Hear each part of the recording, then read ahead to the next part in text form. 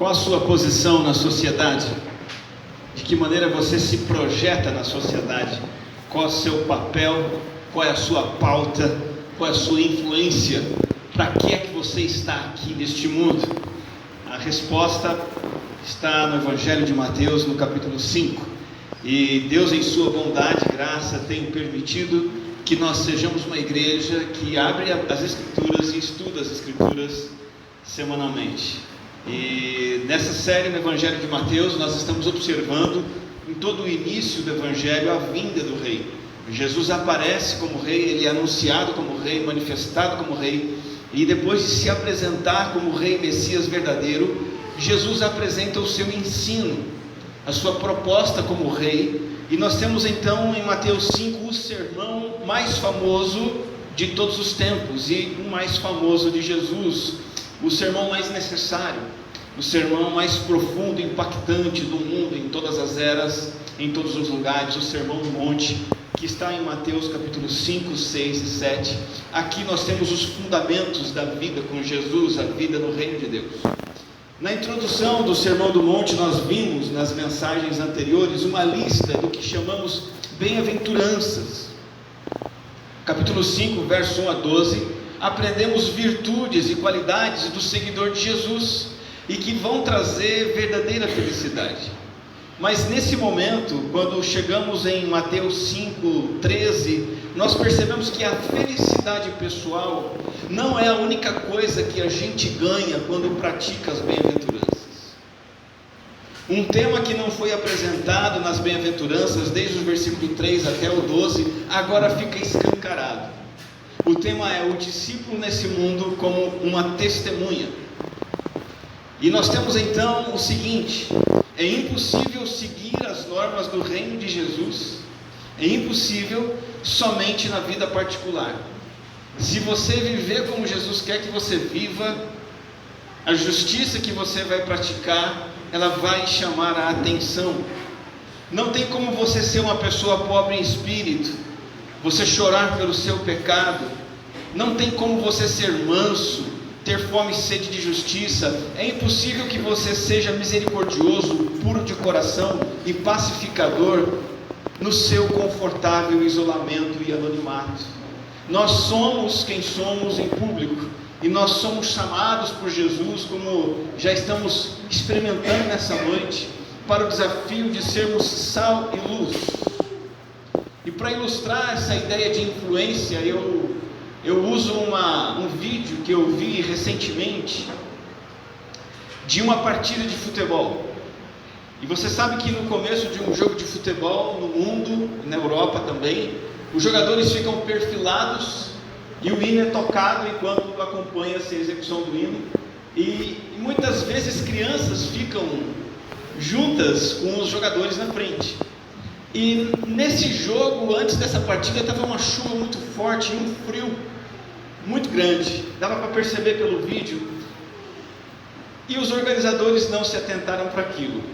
Os jogadores estavam com seus uniformes e seus casacos, seus agasalhos bem aquecidos e protegendo bem, mas as crianças estavam sem blusa, passando frio na frente dos jogadores enquanto o hino era tocado. E aí, depois de alguns segundos do hino sendo tocado, um dos atletas se incomodou com aquilo e ele abriu o zíper do seu casaco, tirou e cobriu a criança que estava à sua frente e aqueceu aquela criança.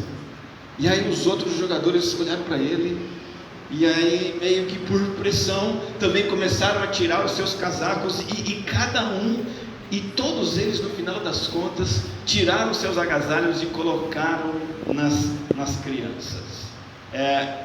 Os outros foram influenciados pouco a pouco e fizeram o mesmo. A frase que foi colocada nas redes sociais como legenda para esse vídeo foi: a palavra convence, mas o exemplo arrasta. A palavra convence, mas o exemplo arrasta. O Senhor está nos chamando para nós arrastarmos pessoas do reino das trevas para o reino da luz. O Senhor está nos chamando para arrastarmos pessoas de uma vida podre, sem gosto, para uma vida bem temperada com sal. É o que diz o Evangelho de Mateus. Veja na sua Bíblia, capítulo 5, verso 13. O Senhor Jesus Cristo diz assim: Vocês são o sal da terra, mas se o sal perder o seu sabor, como restaurá-lo? Não servirá para nada, exceto para ser jogado fora e pisado pelos homens. Vocês são a luz do mundo. Não se pode esconder uma cidade construída sobre um monte. E também ninguém acende uma candeia e a coloca debaixo de uma vasilha. Ao contrário, coloca no lugar apropriado e assim ilumina todos os que estão na casa. Verso 16: assim brilhe a luz de vocês diante dos homens, para que vejam as suas boas obras e glorifiquem o Pai de vocês que está no céu. Temos então que, ao praticar as bem-aventuranças, o discípulo de Jesus Cristo vai impactar o mundo. Ao praticar as bem-aventuranças, seremos poderosos motivadores. Por isso o tema desse texto e dessa mensagem é: deixe uma marca. E quando estamos falando de deixar uma marca, nós estamos falando de função e propósito neste mundo. Função e propósito, não o que você estabeleceu para a sua vida, não que o Pablo Marçal estabeleceu para você, não a que a agenda LGBT estabeleceu para você, ou que o Bolsonaro estabeleceu para você, mas a sua função e o seu propósito de acordo com a mente de Deus. O que Deus quer que você faça neste mundo, qual o propósito que Ele tem para você. Qual o propósito da igreja evangélica no Brasil? Quando nós pensamos em ser sal e luz, nós temos que olhar para a realidade da relação entre os crentes e a sociedade hoje. E nós vemos o quanto esse tema é urgente. Se nós nos perguntarmos qual a marca que o evangélico está deixando na sociedade, eu preciso ser bem franco em pontuar algumas coisas aqui, para que nós não nos enquadremos nesse tipo de má influência religiosa. Com frequência, a influência de um evangélico é uma mulher posta uma foto, como se diz, sensualizando, nas redes sociais, e na legenda ela invoca a bênção de Deus, e dá glória a Deus, e agradece a Deus, e pede que Deus abençoe a sua exposição sensual. Essa é a marca de muitas evangélicas no mundo hoje. Nós vivemos num mundo cristão evangélico em que muitos músicos se convertem, mas é porque eles querem vender mais discos e músicas usando o nome de Jesus. Atletas, políticos, artistas professam o nome de Jesus para terem mais seguidores para eles, não para Jesus, para aumentar a venda, ter mais votos para eles, e mantêm vidas que não condizem com o santo evangelho. E quando você diz assim, tá, na sociedade brasileira, no trabalho, na escola, quem é o evangélico típico? Não falando do político, não falando da mulher que tem fama nas redes sociais, não falando do cantor, o evangélico, a pessoa comum. O evangélico, ele é mais identificado por estereótipos, marcas externas, saia, terno, jeito de falar, mais identificado por coisas externas do que pelo caráter de Cristo demonstrado no seu cotidiano com a sua família, demonstrado na sua profissão, entre os seus amigos. Então, como se diz, algo de errado não está certo. E de fato, algo de errado não está certo, ou algo não está certo na relação entre o crente e o mundo.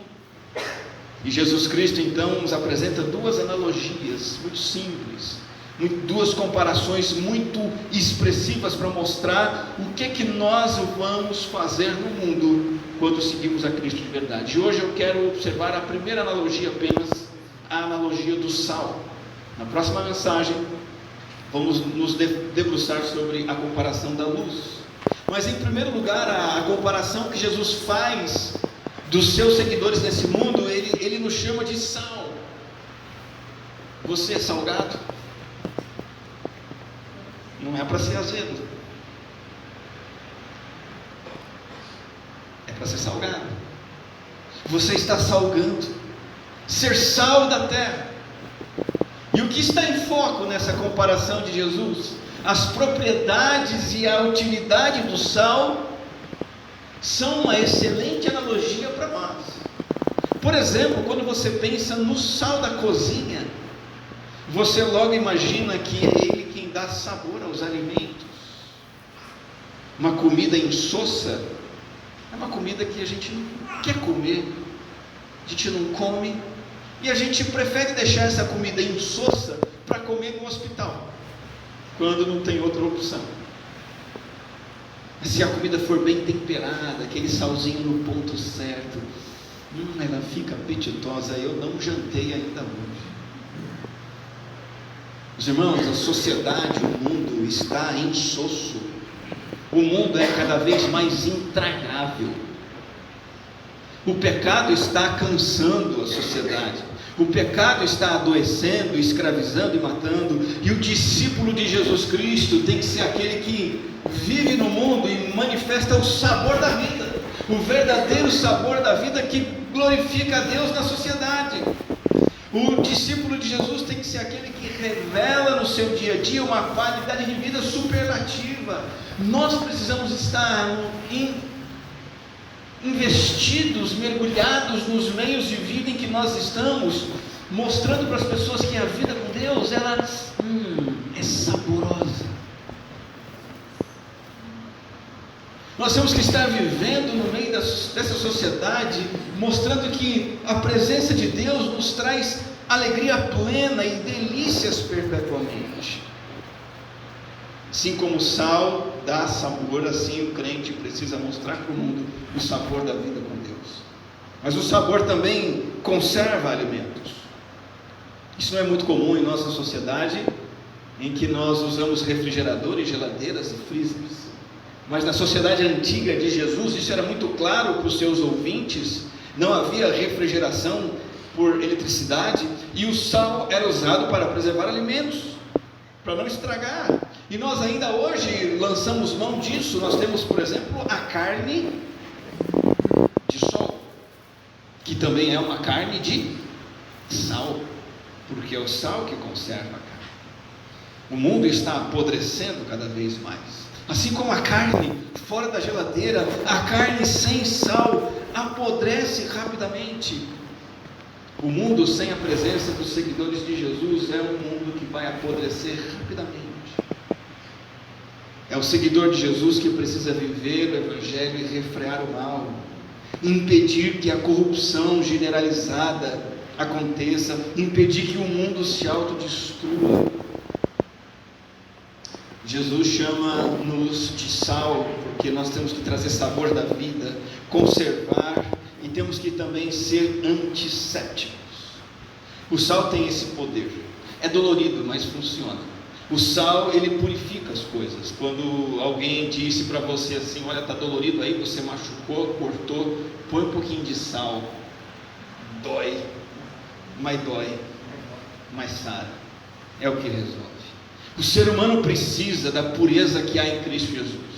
O ser humano não precisa e não pode, o que vai ajudá-lo não é ficar confortável em seus pecados. O que a sociedade precisa é entender que há feridas do pecado em suas vidas, e que é o sal da vida com Cristo que vai sarar. É uma vida limpa aos pés do Senhor, é termos a nossa culpa cancelada pelo sacrifício de Cristo, a nossa consciência e o nosso coração purificados. Só Jesus Cristo faz isso. Só Jesus Cristo purifica o sujo pelo pecado, e nós temos que levar isso adiante. Nós temos que levar essa mensagem adiante.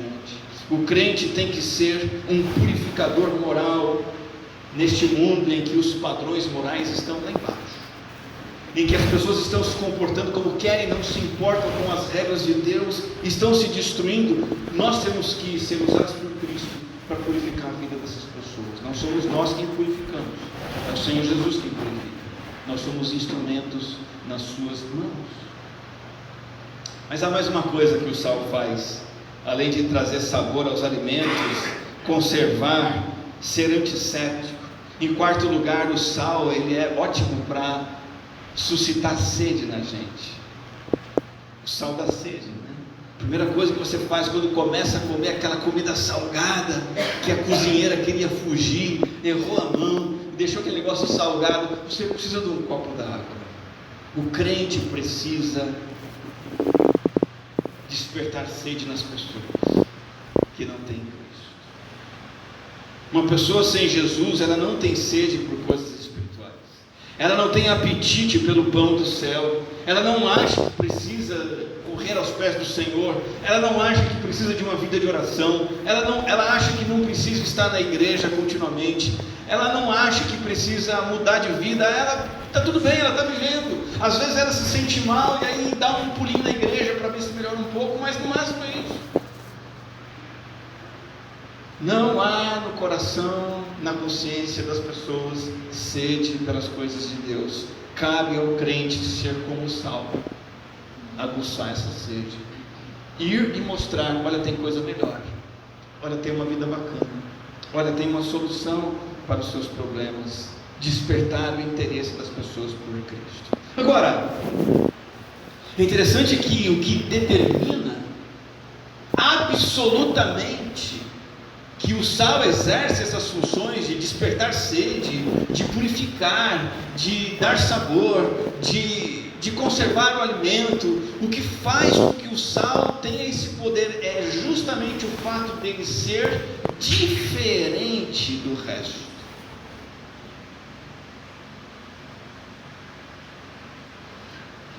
Se for igual, ele não cumpre a sua função. A melhor coisa para você como crente é que você seja diferente do mundo, diferente da sociedade. E mais, quanto mais você percebe que você é diferente da sociedade, lembre-se, não nos estereótipos, mas no seu caráter, na sua conduta. Quanto mais você percebe que você é diferente, mais isso deve ser razão para a sua alegria. Às vezes o crente, ele começa a viver uma vida diferente, ele se sente incomodado. Não é para se sentir incomodado, não. Se você leva uma vida diferente, sinta-se honrado por isso, porque você está sendo sal. Porque o sal não tem o gosto da cenoura. O sal não tem o gosto do feijão. O sal não tem o gosto do arroz. O sal não tem o gosto de nenhum alimento. O sal tem o sabor dele. E é o fato dele ser diferente dos outros, do mundo, da sociedade, é que faz dele ser especial. Então Jesus nos traz essa analogia que é extraordinária.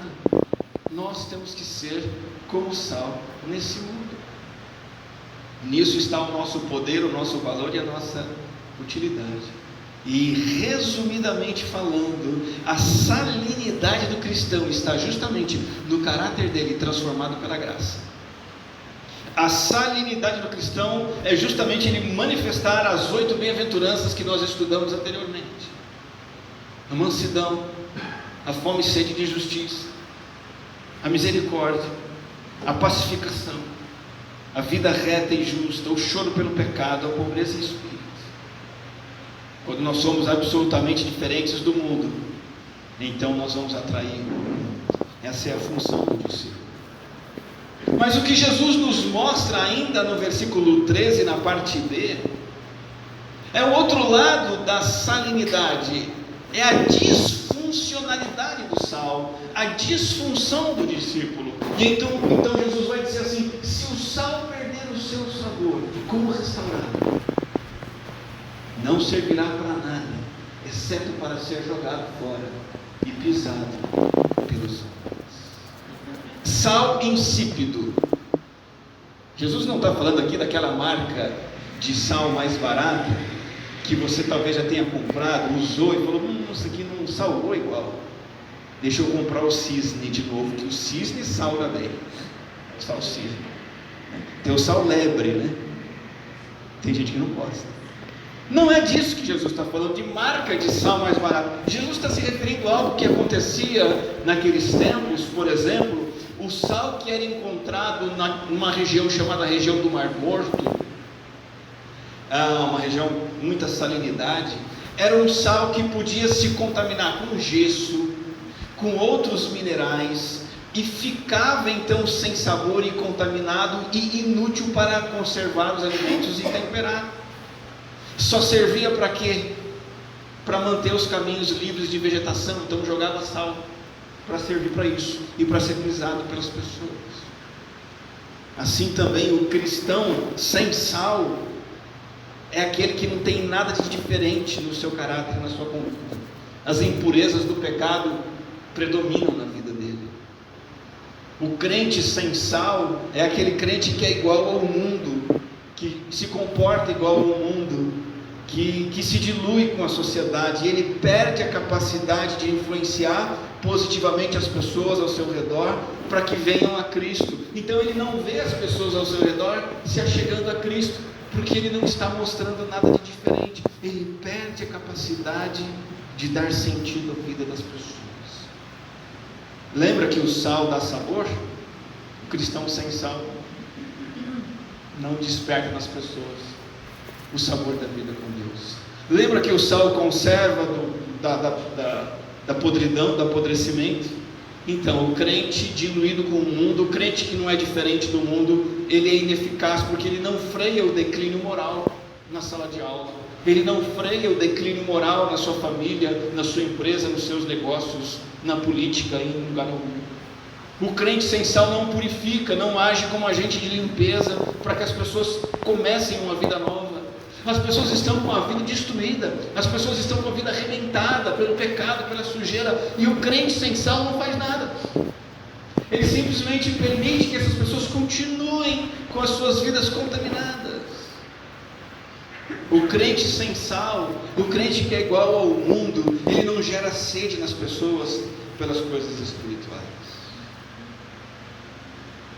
O crente precisa manter a sua capacidade de viver as bem-aventuranças continuamente, onde quer que ele esteja. E esse onde quer que ele esteja é muito importante.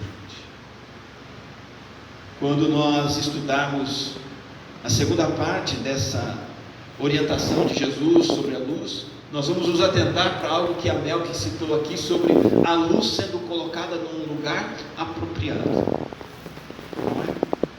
O sal também. Se o sal ficar no saleiro, a sua salada vai ficar temperada? Não. Se o sal ficar no pote lá, cozinheira, lá na sua cozinha, lá embaixo, o seu arroz vai ficar temperadinho? Não vai. O sal precisa sair do saleiro e ir para o alimento. O crente precisa ir para a sociedade, se envolver com as pessoas, precisa se infiltrar. As pessoas precisam estar conosco. O sal não funciona se fica no saleiro. Nós não podemos ser crentes só aqui dentro desse salão. Nós não podemos ser pessoas que lá fora nos isolamos das pessoas, não conversamos, preferimos o nosso anonimato, ficar quietos no nosso canto.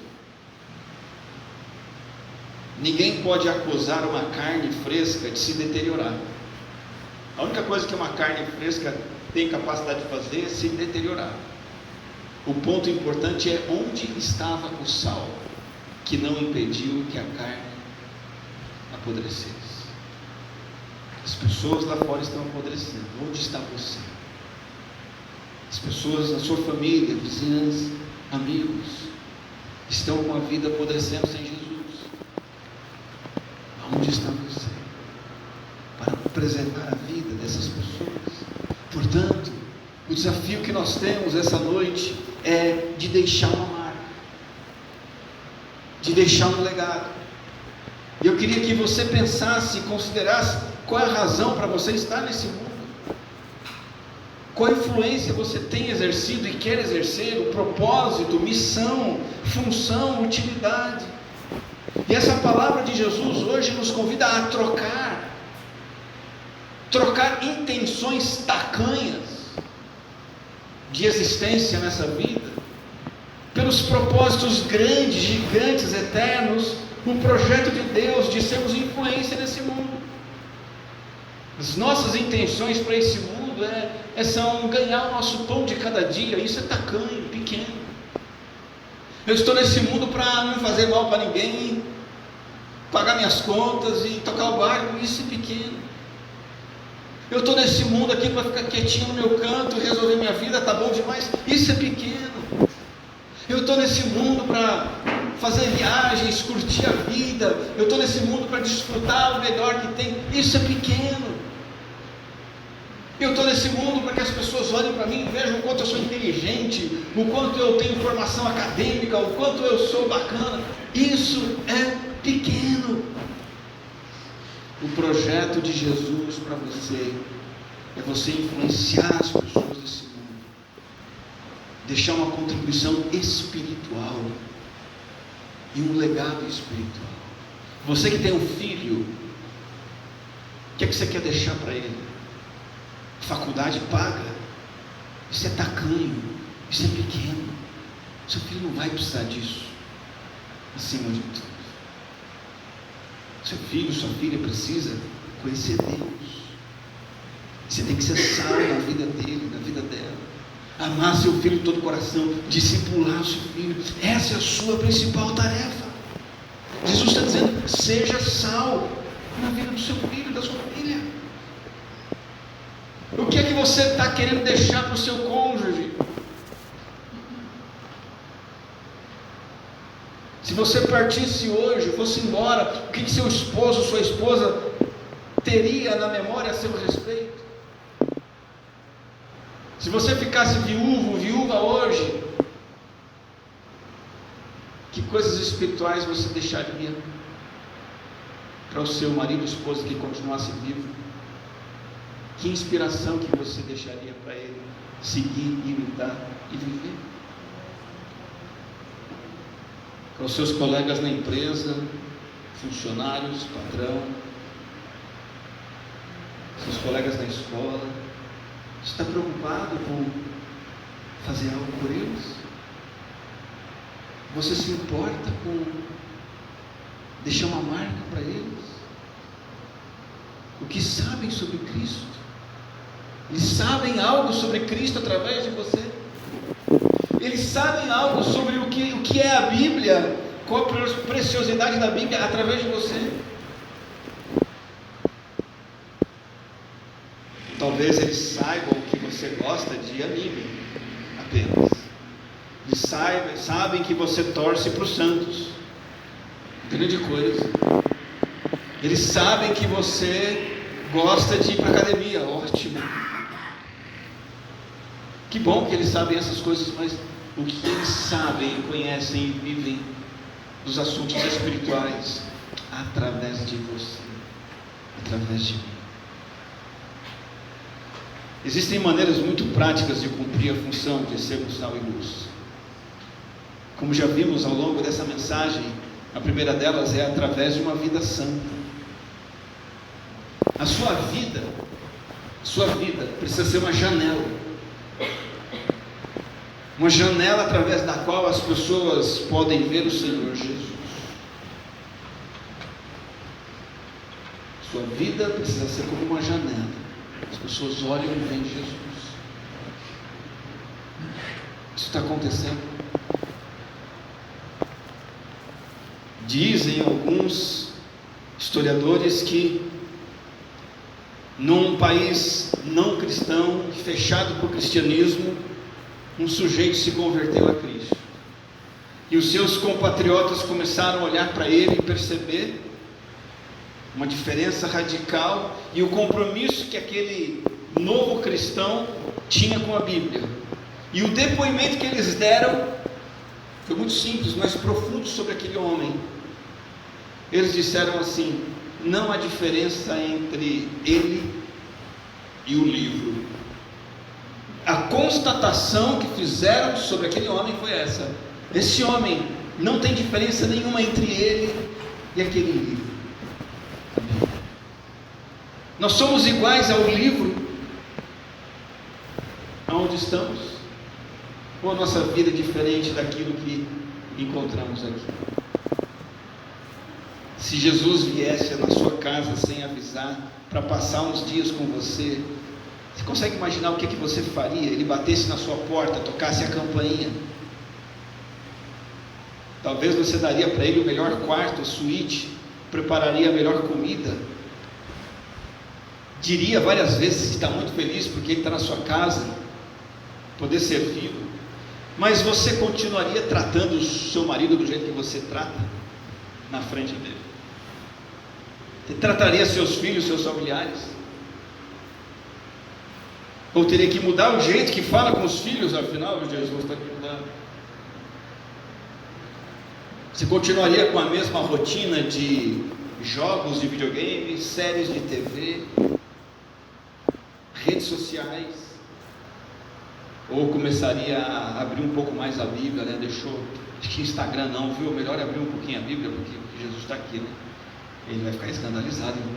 Tanto tempo que eu gasto aqui no YouTube, né? Eu durmo com o celular na mão, vou dormir um pouquinho com a Bíblia na mão, afinal Jesus está vendo? Você ouviria as mesmas músicas que você tem ouvido, que a sua família ouve lá na playlist do YouTube, do Spotify? Ou talvez Jesus estando na casa, você vai desligar o som. Jesus, olha, você não quer dar uma volta não? Estou a fim de ouvir uma musiquinha aqui, fala umas coisas bem esquisitas, acho que você não vai gostar. Vida santa. Você deixaria Jesus entrar sem nada para se envergonhar? Se comportaria da mesma forma que sempre se comportou? Continuaria dizendo as mesmas coisas que sempre diz? Sua rotina seria a mesma de sempre? As conversas da família seriam as mesmas? Vocês dariam graças pelo alimento na hora das refeições? Você cantaria canções que sempre canta? Leria os livros que lê? Deixaria Jesus saber como é que você alimenta seu espírito, sua alma? Você levaria Jesus com você para onde quer que você fosse?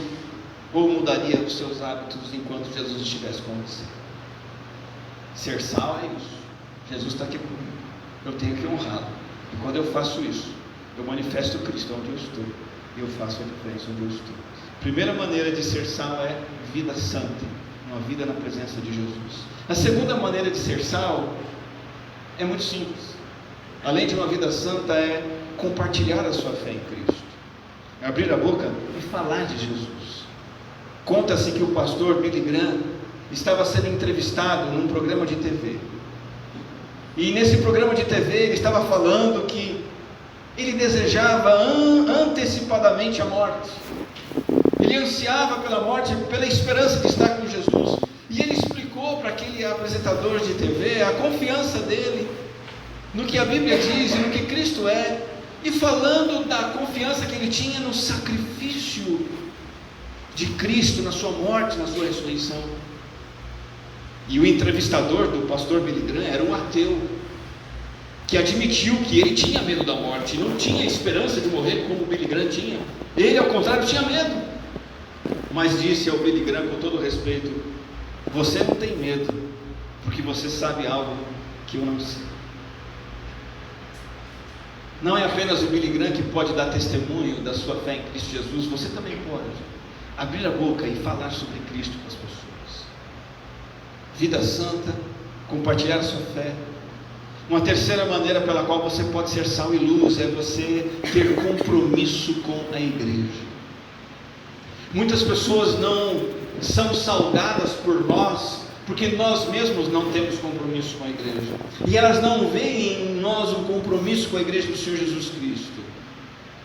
E uma vez eu ouvi uma história de um famoso empresário e grande líder na sociedade, que chegou a ser inclusive um dos maiores políticos do seu país. Foi dito sobre esse camarada que muitas vezes na casa de campo dele, no final de semana, nos domingos, a casa dele estava cheia de hóspedes. E lá no país dele, a celebração de domingo era pela manhã. E mesmo com a casa cheia de familiares, isso não era razão para ele deixar de ir ao culto na igreja. Ele ia para a igreja e ele convidava quem quisesse para ir com ele. E muitas pessoas foram levadas por ele na igreja dessa maneira, porque ele colocava a igreja do Senhor Jesus Cristo em primeiro lugar, e dessa maneira ele manifestou a importância de Cristo e a importância da igreja em sua vida, e influenciou outras pessoas. Você é sal quando você tem vida santa. Você é sal quando fala de Jesus. Você é sal quando tem compromisso com a igreja. E por último, você é sal também quando você serve necessitados, quando você se importa em socorrer aquele que precisa, seja no nível pessoal, uma ajuda pessoal sua, seja no nível institucional, como igreja que apoia necessitados. Você já deve ter ouvido a história de um bandido que foi parar na cadeia, numa cela de isolamento, porque ele era muito perigoso, E essa cela de isolamento era um quarto pequeno que não tinha nem energia elétrica. E ali, depois de alguns dias isolado, ele só pensava na morte. Mas depois de mais alguns dias, a sua vida mudou. Um homem chegou na porta da cela, pediu para que ele se aproximasse, dizendo que queria orar por ele. Esse homem então viu esse preso chegar perto dele, e ele colocou a mão na cabeça do criminoso, orou com imposição de mãos, orou por ele. Aquele homem que visitava era um capelão prisional. Ele foi lá e orou, e fez apenas isso, orou por aquele bandido e foi embora. E a partir daquele momento a vida daquele criminoso mudou. Ele nunca mais viu o intercessor, ele nunca mais viu aquele capelão que orou por ele, nunca soube o nome daquele homem. Mas assim que saiu do isolamento, ele procurou a igreja que havia no presídio. Ele se reconciliou com Cristo porque ele conhecia a palavra e havia se afastado do Senhor. Então ele continuou cumprindo a sua pena de 34 anos. Veio a se casar, depois teve 3 filhos. Foi pastor na igreja no presídio enquanto esteve preso, onde ministrava o evangelho para mais de 2.500 homens. A igreja dele do presídio tinha 100 e poucos homens, mas havia ao todo 2.500 presos ali a quem ele ministrava. O mesmo tem acontecido quando o crente é salvo e resolve salgar a vida de um refugiado, dando para ele esperança e ajuda. O mesmo acontece quando o crente vai socorrer uma criança que é órfã e abraça essa criança e acolhe essa criança. Quando vai até o sertanejo e vai até lá e leva o evangelho e leva uma ajuda e leva um apoio. Quando se importa com aquele que é usuário de droga e vai ajudá-lo e vai dar força para ele sair da vida de drogas. Recentemente, indo em uma das corridas lá em Cabreúva, a Cris e eu estávamos lá e o narrador da corrida, sempre tem um camarada que é o narrador da corrida, igual o locutor do rodeio, tem o locutor da corrida. E ele identificou um camarada ali, falou o nome dele e disse: fulano de tal está aqui com a gente, esse corredor é top. E no fim foi aquele camarada que ganhou a corrida naquele dia. E ele apresentou o camarada e deu a palavra para ele rapidamente. E o jovem disse: eu dou graças a Deus que eu estou aqui. Faz 1 ano e meio, 2 que Jesus me tirou das drogas, e a corrida tem me ajudado a trilhar um novo caminho. Alguém se achegou àquele jovem perdido nas drogas. Em menos de 2 anos ele está livre das drogas, está com a vida saudável, correndo, sendo campeão, porque alguém foi sal na vida dele. Nós não somos chamados para julgar as pessoas, nós somos chamados para ajudar as pessoas. Que o Senhor faça de nós sal e luz, onde estivermos e por onde andarmos. Você se lembra que a palavra convence, mas o exemplo arrasta. A palavra convence, mas o exemplo arrasta. É isso que o Senhor quer para você. Essa é a função de Deus para a sua vida. Esse é o seu propósito, o seu valor e a sua utilidade. Pense nisso. Vamos orar. Querido Deus, deste-nos uma função como igreja, como crentes nessa sociedade. Estamos diante do Senhor aqui nessa noite para pedir que o Senhor nos ajude a cumpri-la. O Senhor nos dê graça, coragem, ousadia e humildade para sairmos do saleiro, nos misturarmos com esse mundo e abençoarmos esse mundo com a vida santa, com o testemunho do Evangelho, com o compromisso com o Teu reino, com amor aos necessitados. Que o Senhor nos use, ó Deus, para dar sabor à vida nessa terra, a curar pessoas do pecado e do mal, a trazer pessoas de uma vida podre para uma vida pura na Tua presença. Em nome do Teu Filho amado Jesus. Amém.